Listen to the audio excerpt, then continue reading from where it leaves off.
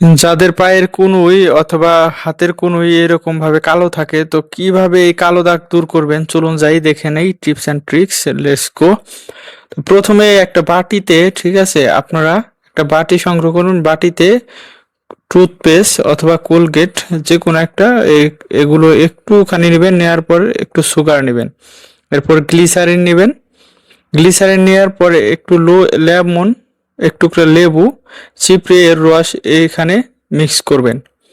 এখানে সুন্দরভাবে মিক্স করবেন যাতে কোনো রকম কোনো কিছু দানা দানা না থাকে। একবার 5-6 মিনিট মিক্স করার পর এরপর আলতোভাবে লেপে নেবেন।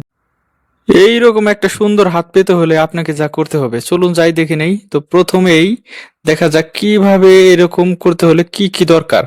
প্রথমে টুথপেস্ট নেবেন, এরপরে কফি গুঁড়ো নেবেন, এরপরে শ্যাম্পু নেবেন, এরপরে লেমন জুস নেবেন মানে লেবু, এরপরে মিক্স করবেন খুব সুন্দরভাবে, এরপরে ভালোভাবে হাতে লাগাবেন।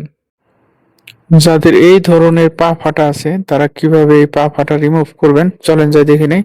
তো প্রথমে আপনার একটা লেবু অর্ধেক নেবেন। একটা লেবুর অর্ধেক কেটে নেওয়ার পর টুথপেস্ট এভাবে উপরে পেস্ট করে দিবেন। এরপর বেকিং সোডা আছে, ওই বেকিং সোডা এই 1 চামচ এটার উপর দিয়ে দিবেন। দিয়ে দেওয়ার পর অ্যাপ্লাই করবেন, যেখানে ফাটা ওইখানে অ্যাপ্লাই করবেন সুন্দরভাবে।